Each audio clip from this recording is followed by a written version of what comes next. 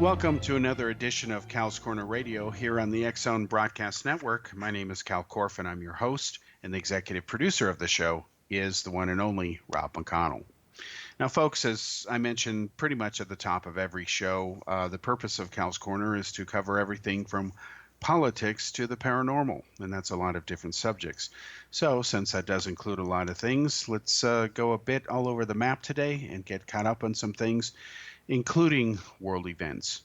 Now, on the Trump front, let's call it that, these are concerning matters regarding American President Donald Trump. A lot of stuff going on as usual. My thoughts on it are as follows. You have, of course, Mr. Cohen, his former lawyer. He's ramping up his profile in the news, of course, and not coincidentally, CNN has obtained a tape recording that Cohen allegedly made without the formal permission of Donald Trump. And of course, Trump is complaining about that because attorneys are not supposed to, especially when they're supposed to be on your side, record you without permission. So this is an issue. And of course, what Trump talks about, according to his lawyer, Rudy Giuliani, it vindicates him, of course. And according to Cohen, it vindicates him. So who knows who's telling the truth? Obviously, if Cohen was in as deep with the Trump organization as it appears to be as he would know where the proverbial bodies are buried, so to speak. And we'll see how this unfolds. What is known is that special prosecutor Robert Mueller is looking at all of this stuff. He's still pursuing the obstruction of justice charges, which so far have eluded him in his attempts to get to the bottom of what's going on with Trump. If you look at the indictments that have come down against nearly 24 individuals, none of them nail Trump. And that's rather interesting because if there was this big collusion and quid pro quo that had been going on since day one would like to think that with the billions of dollars being spent of taxpayer money around the world by all of these dozens of intelligence agencies who were spying on Trump, spying on Putin, spying on people around Putin, spying on people around Obama, etc., you would think that they would have found something by now. But as I've reported as a journalist, they have not. And that in itself, sometimes absence of evidence is indeed evidence of absence, contrary to what someone like Stanton Friedman is fond of saying. And let me use just one example to prove that. There's a distinct absence of evidence that pigs can fly. Why? Because they can't. Okay? You can propel them out of windows, fire them out of windows like an artillery shell or whatever, but they don't naturally fly by themselves. You can throw them out of windows too, but that is still not flying, not on their own. So the reason there's an absence of evidence that pigs can fly is because they don't fly. There's also an absence of evidence that water is dry. Why? Because it's wet. So sometimes evidence of absence is indeed absence of evidence, or however that goes. Sometimes I get confused saying it myself, but the idea that it's not always the case and an exception disproves the rule doesn't always apply when there's no exception and rule to disprove. So again, that's a twisted approach that some UFO researchers take to the UFO subject. So applying that to the issue of Donald Trump, it has been interesting that in the years that they've been spying on him for over 2 years now, actively as well as passively, they haven't picked up anything. You would think, again, they would have found something by now because certainly enough people have been looking, especially his political enemies. And then, of course, you've got people like Manafort who have been indicted, but the charges against him, which may cause him to spend the rest of his life in prison, have nothing to do with the Trump campaign. They were for activities that occurred many years earlier because Manafort, as anybody who knows much about him knows, that he's a longtime political operative that goes back to the time of Ronald Reagan and even former Philippine dictator Ferdinand Marcos. So that's enough about the Trump stuff. A couple other notes. The economy seems to be on fire. Apparently, the GDP has been revised to 5%. That's about 2 times what it was on average under Barack Obama. Under Obama, although he's credited with having saved the economy from the bad recession and depression era type recession that George Bush handed to him when he became president, we have to remember that under Obama, the economy did stagnate even after it was in a so-called recovery. In fact, it was the worst recovery after a major recession in the history of the United States. since Trump took over, thanks in no small part to tax cuts for the rich and some trickle down effect, although not as much as to majorly change the lives of most Americans for the better. That's just the reality of how the Republicans run their economy and the way they approach tax cuts for the rich. They emphasize the rich, not so much the middle class. The economy has improved. There's no question about it. Apparently, there's more jobs now than there are people to apply for them, even if you include the wild element, if you will, or variable of illegal aliens. And that's quite a position for a country to be in. Trump's critics are now not knowing what to do with themselves after apparently the latest round of success with talks with the European Union. If you listen to the Trump critics, you'd swear the world was going to end because Trump was slapping tariffs on a bunch of different countries, one of which was the European Union. Well, it turns out that the head of the EU came out to the White House and they managed to find a way magically to work a last-minute deal so that in the areas of automobiles and trading with for certain products from Europe and, of course, car manufacturing, the playing field will be much more even going forward. And we can thank Donald Trump for that because he forced the issue to a head, just like Trump critics are all upset that he's actually trying to get NATO to pay their fair share, even though they haven't paid their fair share of the budgets and military defense commitments that they've promised to for years now. American presidents have gone over there hat in hand, practically begging them to do it, which is wrong on principle. These European countries know that without the United States, they'd all be speaking Russian today. And what has happened is they haven't held up their fair share. Trump campaigned on the issue of holding them accountable, that he wasn't going to allow them to get away with that anymore. And so far, that appears to be working as well, much to the chagrin of Trump's haters and his critics, and for what I call apologists for the European Union. There is nothing wrong with a country that should meet its commitments, especially when they make a point to say, hey, I'll give you 2% of my GDP and help militarily. Then they renege on that promise. That is wrong. And Trump is right to go ahead and hold them accountable for that. Now, you have some other events in the news. You have friction heating up between Iran and the United States. Iran, of course, continues to threaten the United States of America and Israel. They call the United States the Great Satan, of course, which is nonsense. And they call Israel Little Satan, which, of course, is just pure bullschlacken, to use some Yiddish term there. And that's Iran's foreign policy, death to America, death to Israel. They even have in Iran an annual event called Jerusalem Day, which is a euphemism for the destruction of Israel. And yes, Iran does celebrate that. They invite terrorist groups that they support, such as Hezbollah and Hamas. They come to Tehran every year. They burn American flags and burn effigies of American leaders. And of course, they hate Donald Trump. They hate Trump because he's had the nerve, the audacity to cancel the Iranian nuclear deal, which of course has Iran extremely upset. Now, from Iran's point of view, you can understand why they would be upset if this nuclear deal is canceled, because their free ride is basically over. You see, as somebody who's reported a long time on the Iranian deal, I've always been against the deal because it could have been better, but under the leadership of Barack Obama and John Kerry, I'm sorry, they acted cowardly. They gave away the farm.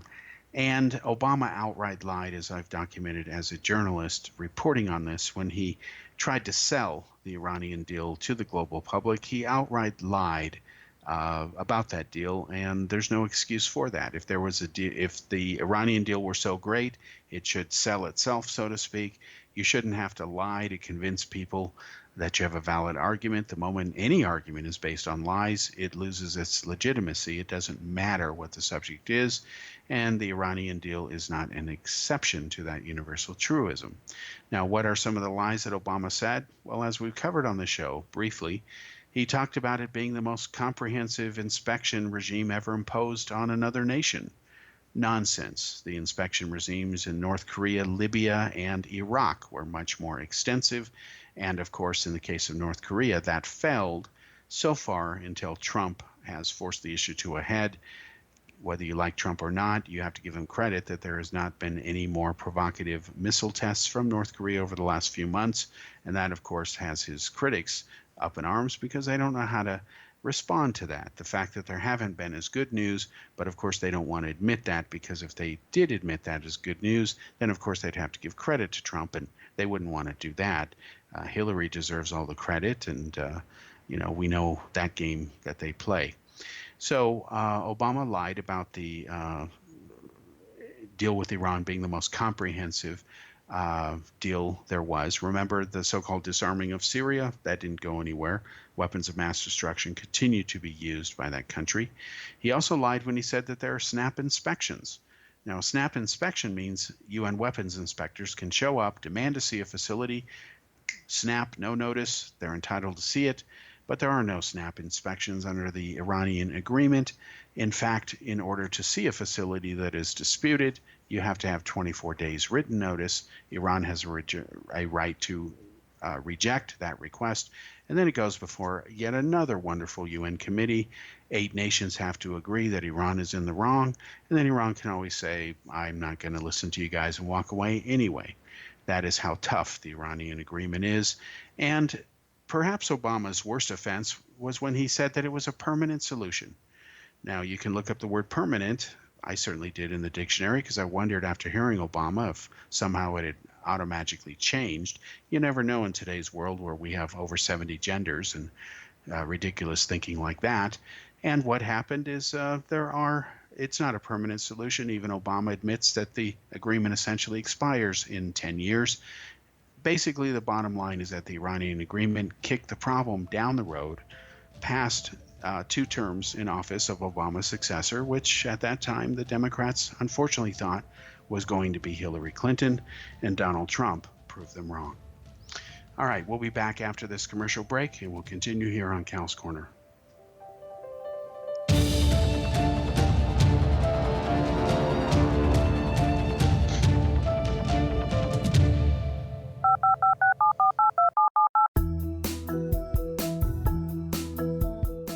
Did you know that when you're on the road with limited data or Wi-Fi, you can still listen to the X-Zone Radio Show with Rob McConnell, The Science of Magic with Gwilda Wiyaka, X-1, Dimension X, Space Patrol, and every minute of the X-Zone broadcast network by calling 213-401-0080, courtesy of Audio Now.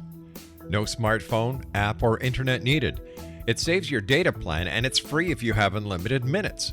Call 213-401-0080 to listen on any phone, anytime, anywhere. Remember 213-401-0080 for the best of the paranormal, parapsychology, and sci-fi radio programming anywhere, 24/7, 365.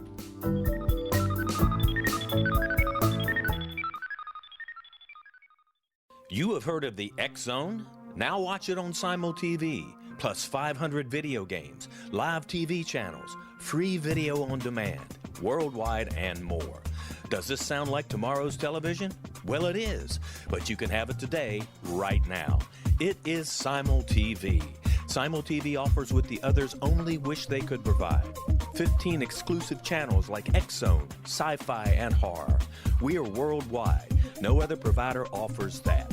500 built-in video games. No need to have an extra expensive system. We have them included. Free video on demand. Live streaming events from around the world. Interactive online network, and much more. Tomorrow's TV today. Simul TV. Sound too good to be true? Well, it's not. You can have Simul TV today. Sign up at simultv.com. Do it today.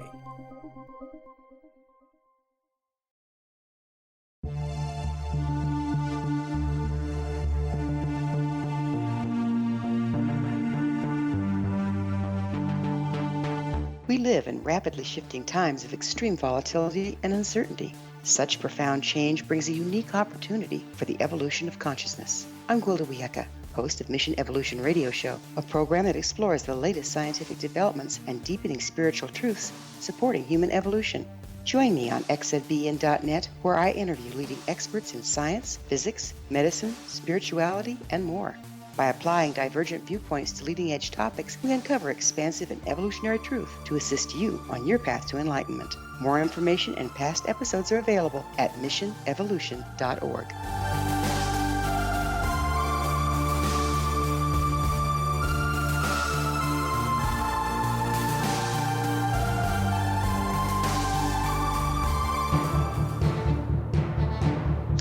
Welcome back to segment 2 here on Cal's Corner radio show here on the X-Zone Broadcast Network. My name is Kal Korff, and I'm your host, and the executive producer of the show is, once again, Rob McConnell. Now, we're talking about Trump and catching up on world events. Obviously, tensions between Iran and the U.S. government are, of course, escalating. That's predictable. You have to remember, folks, and this is especially for apologists of Iran and those liberals who feel sorry for the fact that Iran has had the nuclear deal closed on them or terminated on them, at least for now. We have to remember that shortly after news came out and Trump had signed his order pulling out of the agreement, that Iran immediately threatened terrorist attacks against the United States. That's how much they love peace.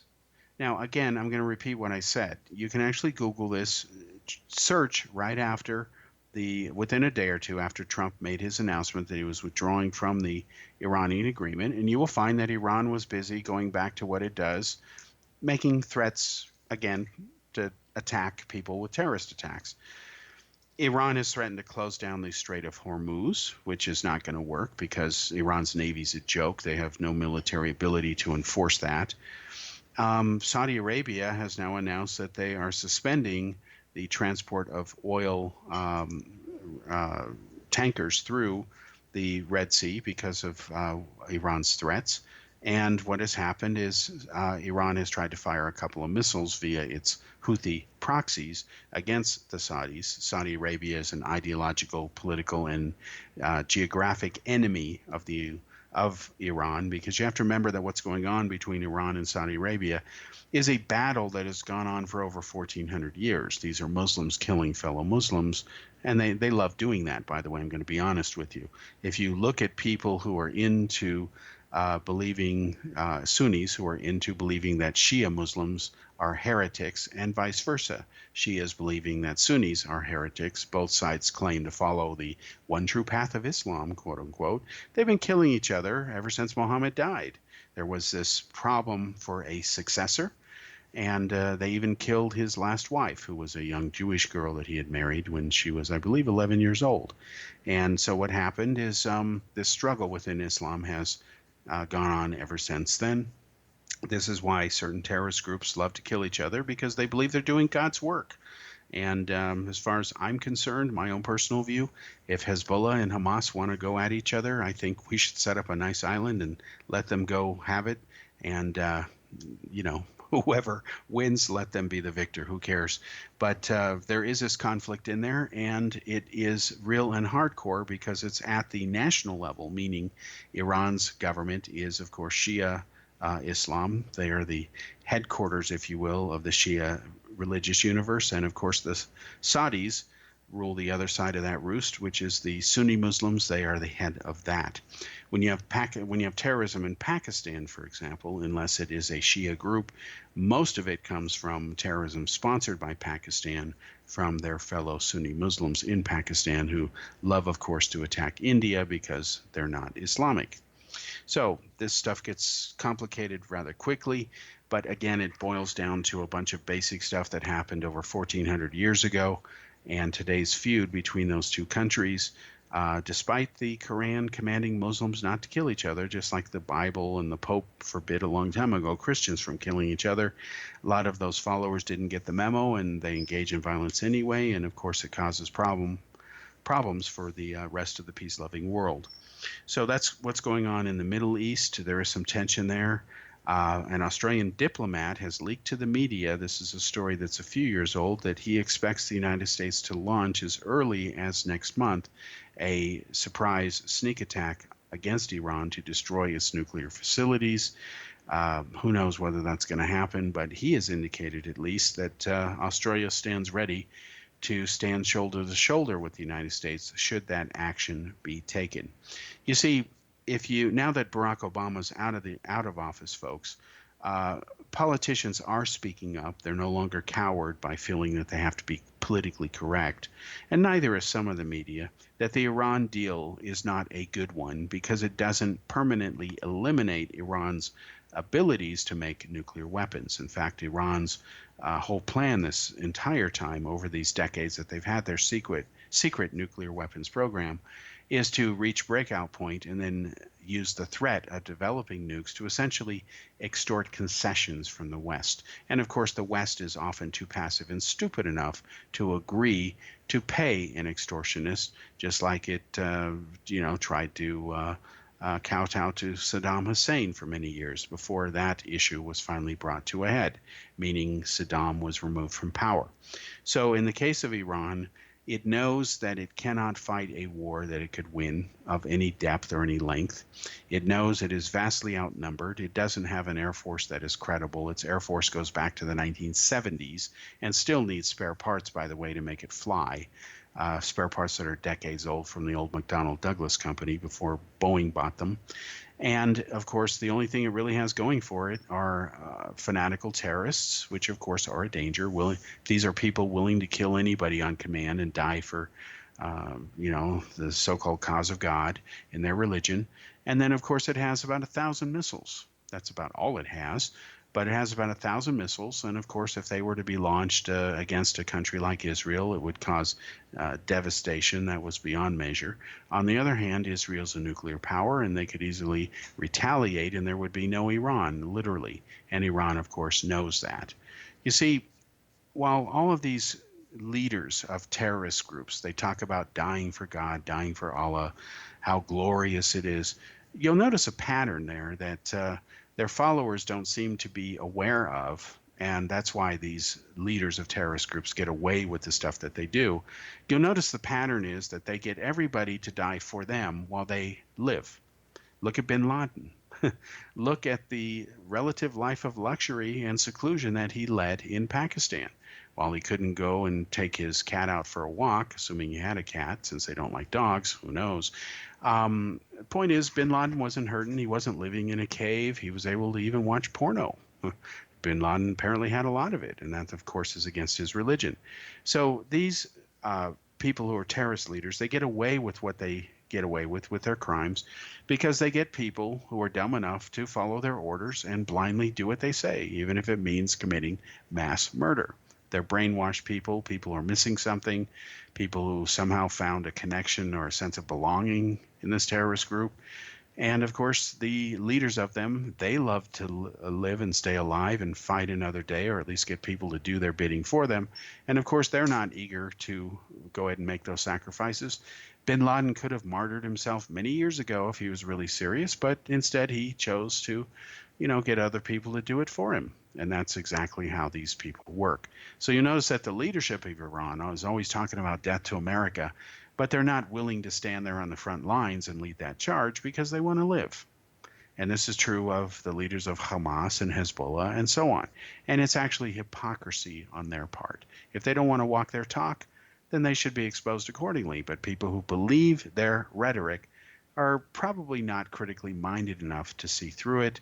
That's why they're successful. Same with this leader of the Islamic State. He's not sitting there with an AK-47 leading the charge up the hill. No, he's hiding out like a coward in a bunker somewhere, giving cryptic radio orders, some of which are followed, some are not. That's how these guys rule the roost. And this is a pattern that you see with global jihadi movements. Their leaders are quick to tell their followers, you must die for whatever, for our cause. But of course, they don't want to do it. And that should be your first sign that, they're hypocrites. All right, so that's enough about the Middle East. Yes, tensions are ratcheting up.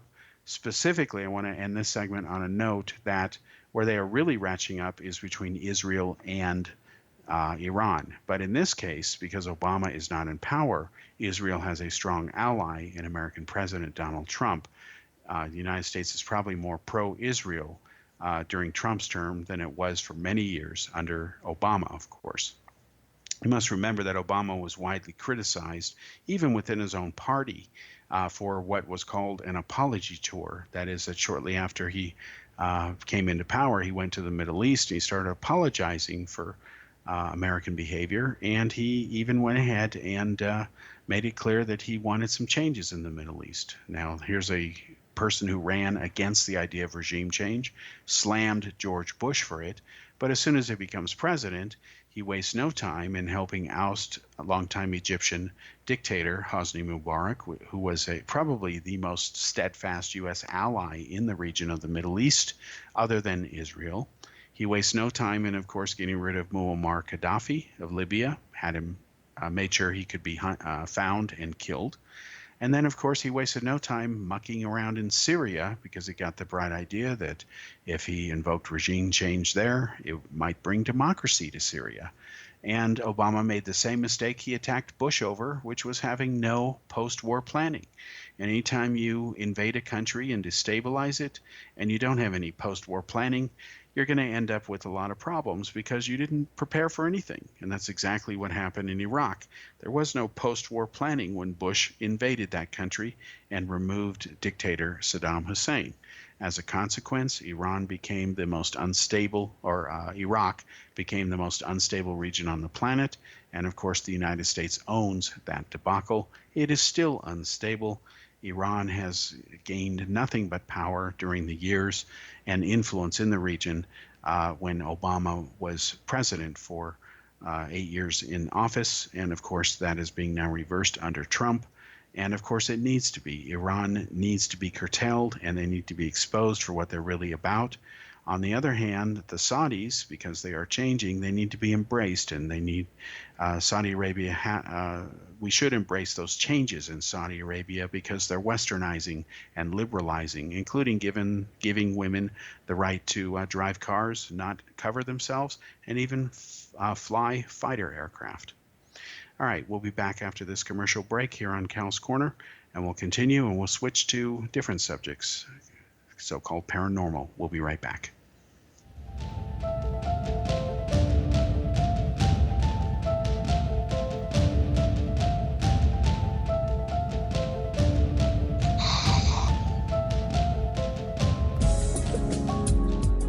From our broadcast studios in Hamilton, Ontario, Canada, to the world and beyond, you're watching the X-Zone Broadcast Network, www.xzbn.net.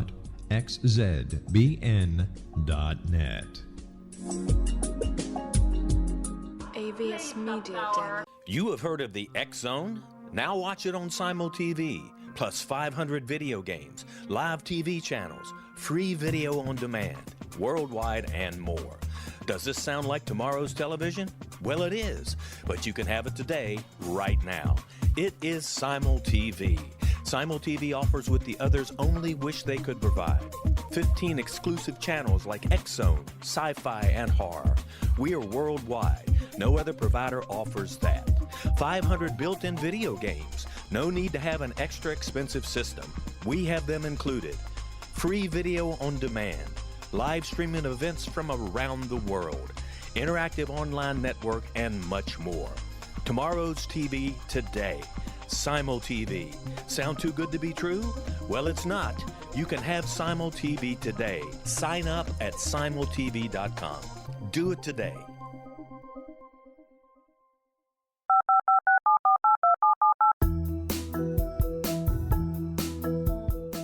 Did you know that when you're on the road with limited data or Wi-Fi, you can still listen to the X-Zone Radio Show with Rob McConnell, The Science of Magic with Gwilda Wiyaka, X-1, Dimension X, Space Patrol, and every minute of the X-Zone Broadcast Network by calling 213-401-0080, courtesy of Audio Now.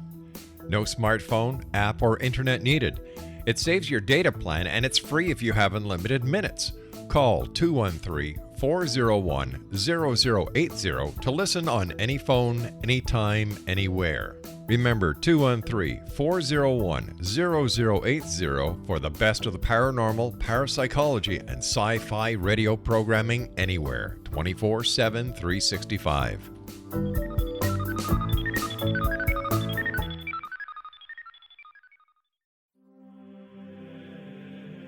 Rob McConnell here, presenting an overview for Nicholas Paul Jennings, author of a fascinating book, Amen. It presents facts revealed by Egyptologist, facts that enable us to understand why Amen is the beginning of creation of God. It provides recommendations for religious leaders of the major religions to unify their beliefs and teach the Word of God. Love one another. Amen informs people how mankind conceived God. It was the Egyptians that developed the concepts of a soul, a hereafter, and Son of God. And finally, after the worship of many gods, they conceived the belief in one universal God, the maker of all there is. For more information, visit www.futureofgodamen.com. That's www.futureofgodamen.com.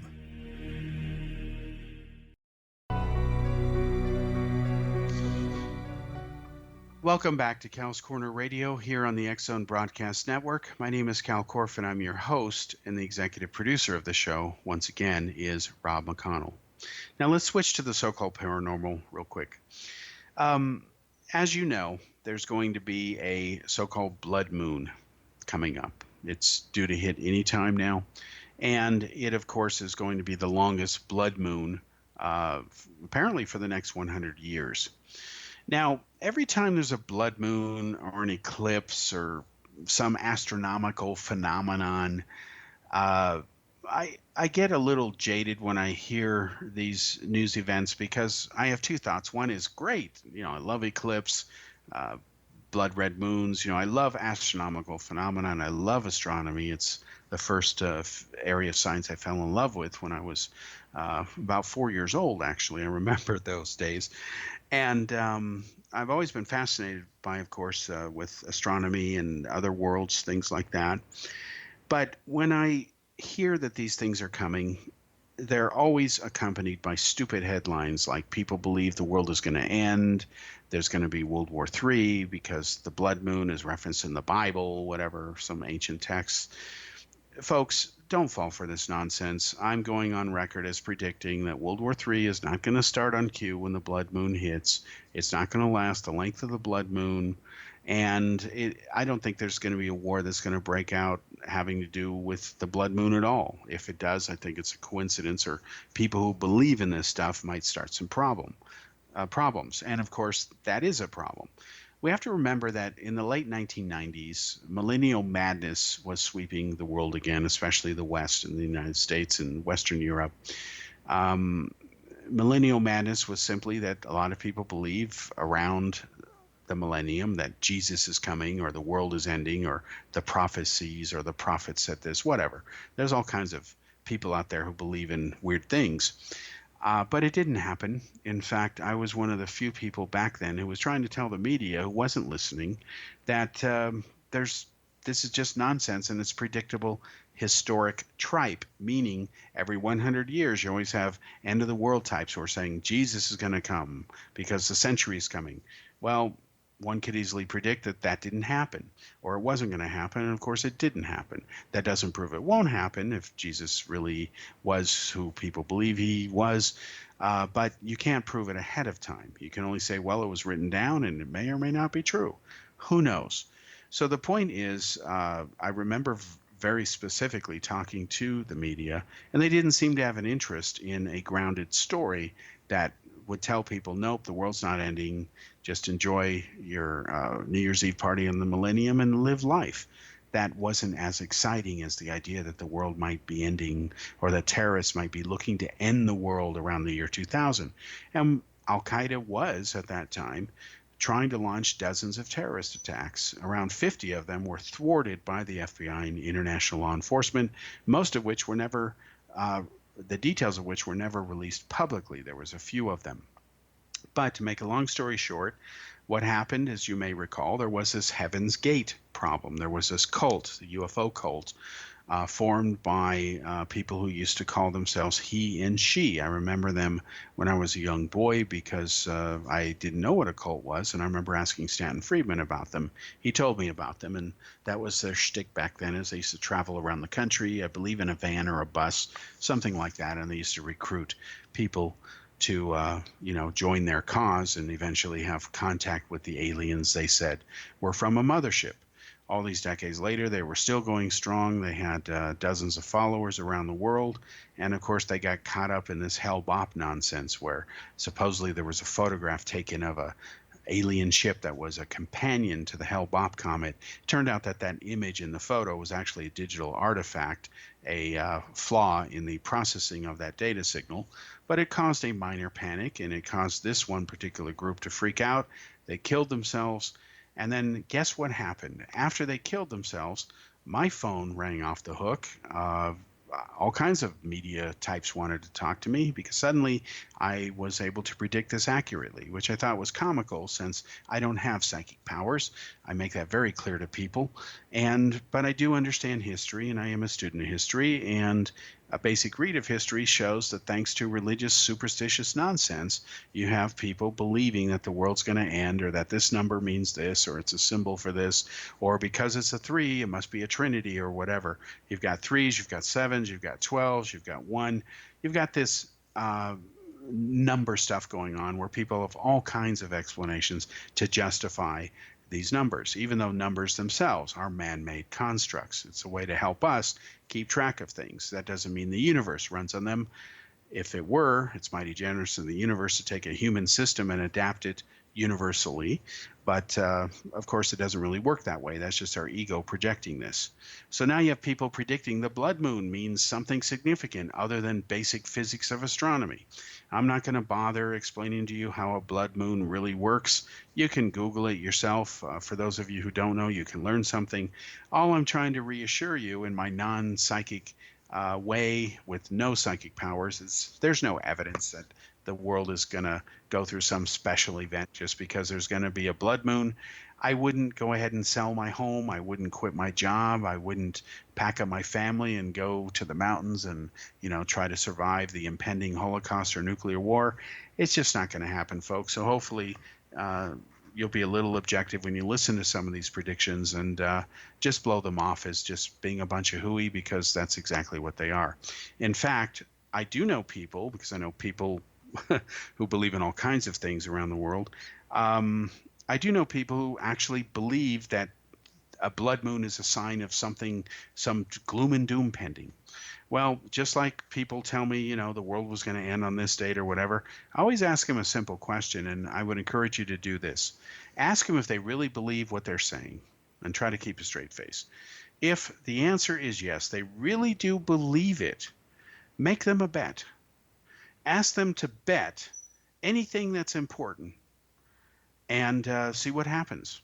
Most of the time, they won't do it. If you say, okay, I'll bet you your house or your car, it won't happen.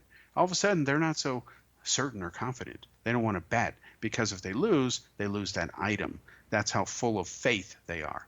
Now, on the other hand, if they do bet their house and they lose, because they're going to do that, you're still here today, so they obviously would have lost, don't keep it, give it back to them, whatever. The idea is to, try to prove a point that if you really believe this stuff, why don't you just, give up everything? You're so certain you're going to win. Well, they're not certain, because deep down, I think they know better, but why people believe in this stuff, I don't know. When I first came to India, I was shocked, for example, to find that not only was this the world's largest superstitious country in the world by far, but also that a lot of decisions are made based on things like astronomy. I actually met and am friends with people who got married based on what their astrologer told them. You must get married on this date because the stars are in your favor. It's a bunch of hooey, but that was their right to make that decision if they really want to believe that. I knew a woman, for example, their parents kept trying to find her a husband all the time, because often in India, it's not who the woman wants to marry, it's who your parents will tell you you're going to marry. They believe in arranged marriages. I have mixed feelings about that. I think it's ultimately between the two people. I have to admit, I do know people who are in arranged marriages and they love each other and it has worked out beautifully. They have a fantastic family. It's worked, okay, much to my surprise, because I believe in old-fashioned love. On the other hand, I also know people who have been in love where their marriages have just been disasters. So I've seen it cut both ways. Again, it depends on the individuals involved. But I remember one time their astrologer rejected 3 men in a row. So finally, this one set of parents, they were blaming their daughter. Well, it must be you. No, it's not her. It's this stupid idea that the planets can determine or should determine or even have a say or even care that who you're going to marry. They don't. They're just floating pieces of rock up there, locked in gravitational orbit. Deal with it, folks. That's all it is. It's nothing more. Anything more than that is just a bunch of superstitious nonsense. But unfortunately, billions of people, literally billions, believe in superstitions. I don't know of a single culture in the 27 countries I've had the honor of visiting or living in, depending on your definition. I don't know of a single culture that doesn't have superstitions. And some of them are kind of funny. When I was a young boy growing up and somebody told me, oh, if you break a mirror, you're going to have 7 years of bad luck, my reaction was, this is stupid. And that is still my reaction. And I don't know where that superstition comes from, but it is ridiculous. So again, folks, we have a blood moon coming up. I would encourage you to enjoy it for what it is, a very visually stunning phenomenon that is explained totally by physics, nothing more. And of course, physics always wins as long as we're physical beings. And the idea that the world is ending or there's some apocalypse or something biblical is going to happen, insert your superstition there, again, it's just not true. And if you really think differently, I would encourage you to put your money where your mouth is. And if you really go there and you want to make a fool out of yourself and lose whatever, you have that right. That doesn't make it right. And hopefully you aren't doing something that's going to impact somebody else. Like you wouldn't want to come home and say, well, honey, I thought the world was going to end, so I sold our house and I'm wrong and now we have to move out. You don't want to end up in that kind of situation. But I thought I'd mention this because it's starting to gather headlines where this gloom and doom stuff is being predicted. And of course, the press gives it credibility by even giving it a headline rather than just explaining to people that this is just nonsense. Don't fall for it. In fact, we're not going to waste our time on it, except maybe as a public service announcement for the gullible. But the media doesn't do that. They hype it a bit, especially the British press and the press in Europe, because those traditions go back even longer than they do in the United States. All right. We're already done with segment 3 here. We're going to come back after this commercial break for segment 4, and then we'll wrap things up by talking about a couple of different things, including an update on the upcoming X Zone Investigates series, which I'm very excited about. We'll be right back.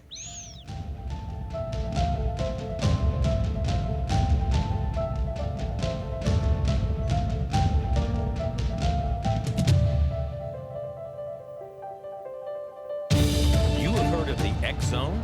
Now watch it on Simul TV, plus 500 video games, live TV channels, free video on demand, worldwide, and more. Does this sound like tomorrow's television? Well, it is, but you can have it today, right now. It is Simul TV. Simul TV offers what the others only wish they could provide. 15 exclusive channels like X Zone, sci-fi, and horror. We are worldwide. No other provider offers that. 500 built-in video games. No need to have an extra expensive system. We have them included. Free video on demand. Live streaming events from around the world. Interactive online network, and much more. Tomorrow's TV today. Simul TV. Sound too good to be true? Well, it's not. You can have Simul TV today. Sign up at simultv.com. Do it today. The new nonfiction book, Razor of Madness, is similar to cult movies like Clockwork Orange, Dragon's Tattoo, or The Other Side of Hell. Wayne Morin Jr. and Thomas Lee Howe will expose widespread and systematic deficiencies in this thought-provoking tell-all novel. Mind control rages among scholars in law schools. Human rights are ignored while thought reform and mental manipulation are accepted practices used as behavior modification. Dr. Louis Jolyon West comes to mind. Media and public scrutiny shows that United States mental hospitals are in fact destructive murder industries. Razor of Madness expose novel details this epidemic through an in-depth professional and personal investigation. For decades, there has been a revolving door policy that still releases killers and pedophiles back into society. The maestro of mind control continues to haunt America to this very day. Razor of Madness is available in paperback or as a downloadable ebook at Amazon.com.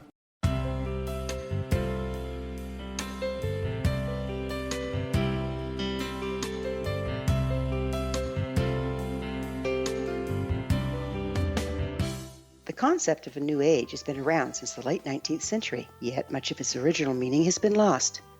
What exactly is the new age? Is it a religion, a collection of obscure esoteric practices, a series of doomsday predictions, or an astrological event? The New Age Chronicles is a unique, complementary publication bringing reason and grounded information to separate fact from fiction. Chock full of valuable information to support you as we make the monumental shift into the new era. You won't want to miss a single innovative issue. The New Age Chronicles newspaper is coming soon to www.newagechronicles.com.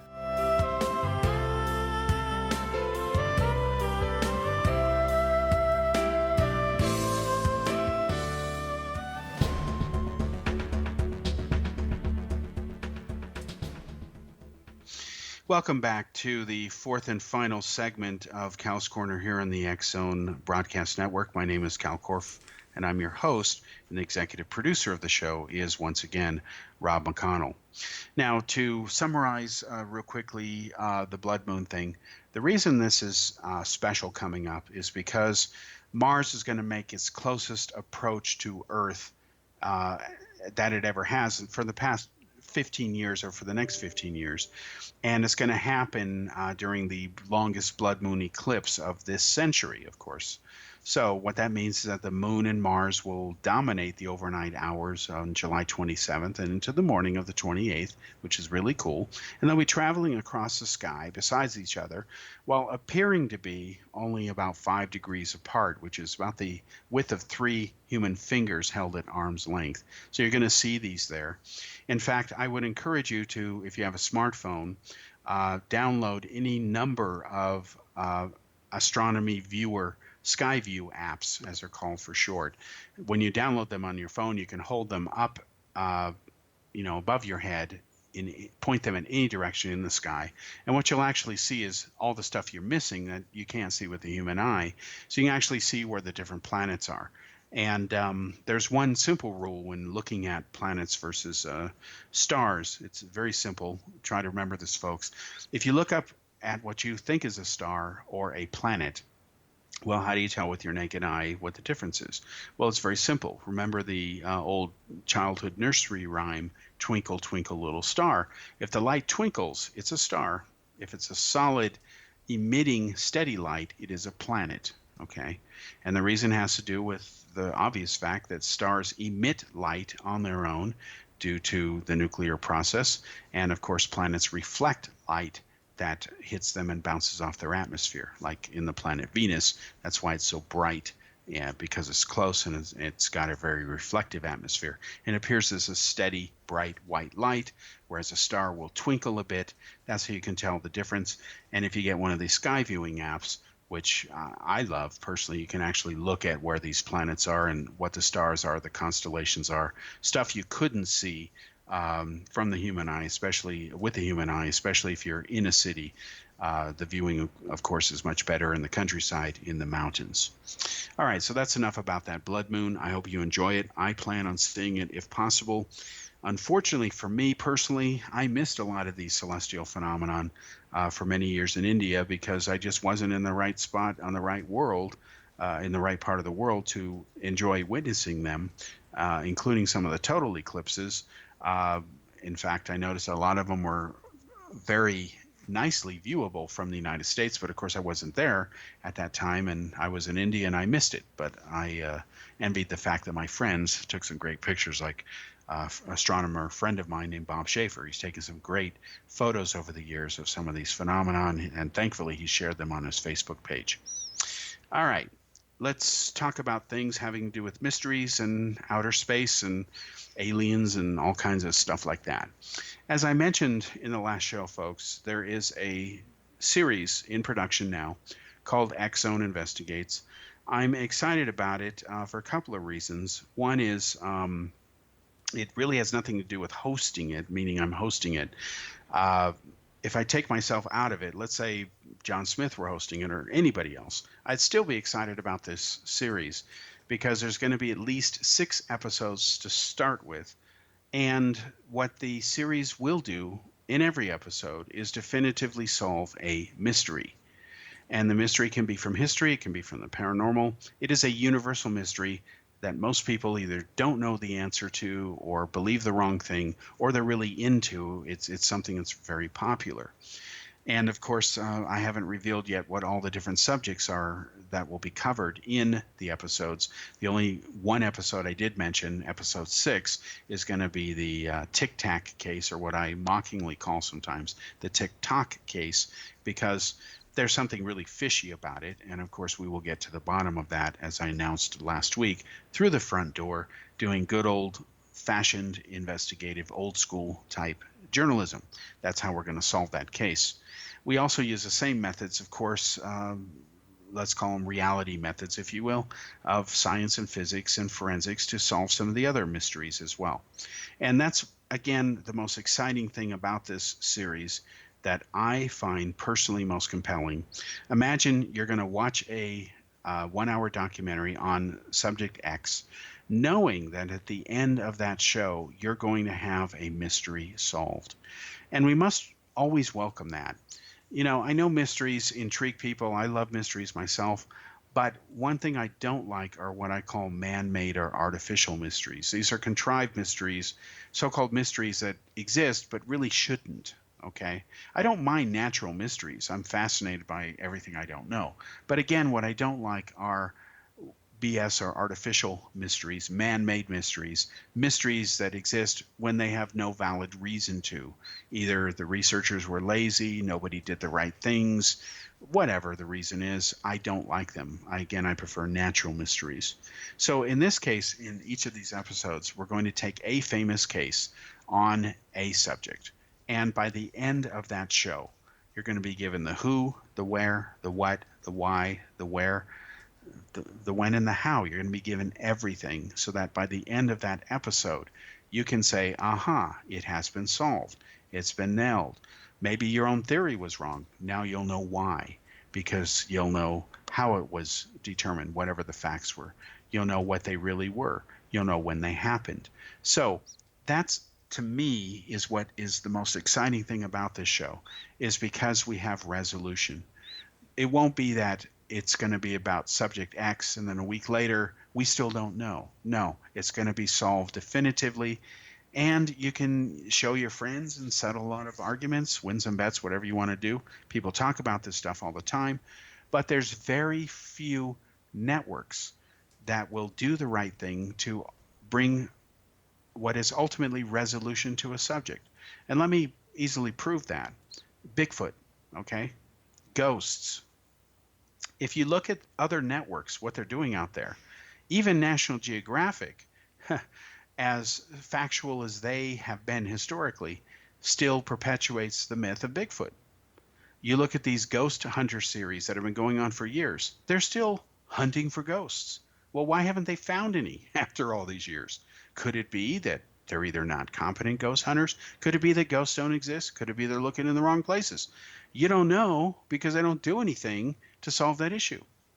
I don't know about you, but if I believed a guy was a credible ghost hunter, and I'm watching his show for 3 or 4 years, I'd be like, I'm kind of getting bored here, because unless you just miss the ghosts in every episode, or there's a close call, or it's stringing you along and leaving you hanging there, after 3 or 4 years, if you haven't still found anything, you need to look in the mirror and reassess your so-called expertise or skills. And then, of course, you got people out there with this equipment where they're taking these types of measurements, electromagnetic fields or whatever.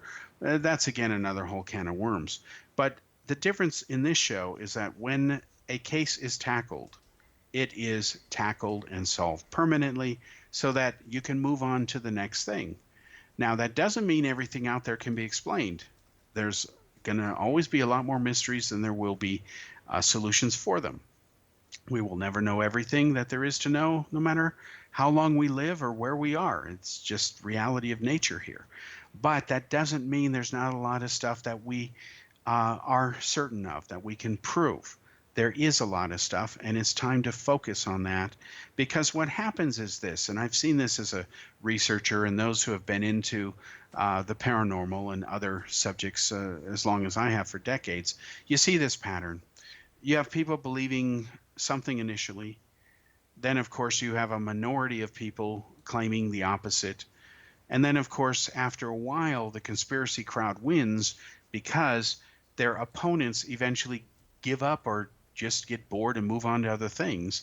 And because there's no more opponents to debate or fire back, the other side wins due to the path of least resistance. And that's not right. I never thought I'd see the day when over 20% of the population isn't sure the earth is round. I mean, I remember hearing as a young kid so-called flat earthers, people who believe the earth is flat, and they were always a single-digit phenomenon, meaning I could count maybe on one finger the number of people I knew personally who believed the earth was flat. But when you get into astrology and Bigfoot and Kennedy's assassination of Roswell and Loch Ness Monster and MJ-12 and all this other stuff going on, supposedly, in this so-called mysterious universe, then of course the numbers jump incredibly. They not only go from single digits, they go to the majority. The majority of the American people know Kennedy was killed by a conspiracy, not a single gunman. They know Roswell involved the secret crash and recovery of aliens by the U.S. government. See, this is the problem. They know, and they know by huge numbers. And the reason they know is because they can copy and paste from Wikipedia or other places on the internet, or they can show you a clip where somebody's saying something, so it must be true. This lack of credible investigation, this lack of identifying who, what, where, why, when, and how, and holding people accountable, a lot of that has gone by the wayside. And what you're going to see in this upcoming series where we do solve these cases is you're going to be presented chapter and verse on it.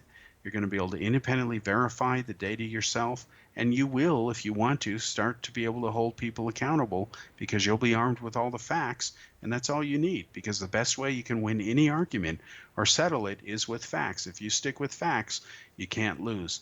And again, that's why I'm excited about this show. I'm honored to be hosting it, and I can't wait for these episodes to get done and eventually air sometime later this year. And this is only one of two very special projects going on. Hopefully next week I'll be able to tell you about the other one in next week's episode of Kal's Corner online here on the radio show. Thanks for joining me. We'll be back again next week on the X-Zone Broadcast Network.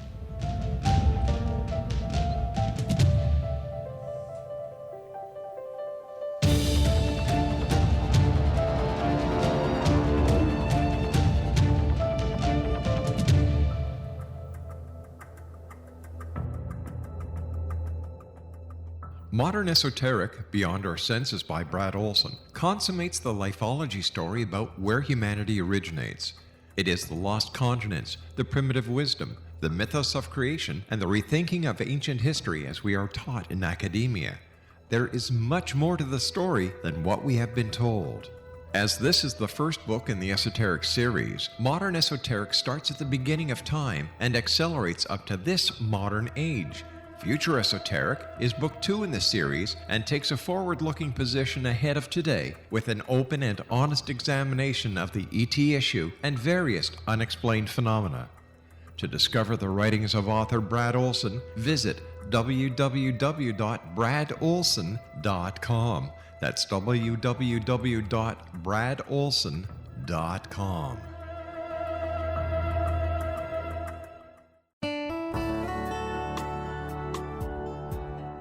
Are you or is someone you know struggling with addictions, depression, anxiety, relationships, low self-esteem, lack of confidence, grief, success, and prosperity? Do you know that your subconscious belief plays a big role in the outcome of your hard work? We can help you permanently change the beliefs that may be the reason for your struggles and failures. We care about getting you the return on your investment and the results you are looking for. We can help you be free of the limitations of your past and in realizing your highest potential. We work with people by phone and Skype. For more information, visit us at www.ritasoman.com. That's www.ritasoman.com.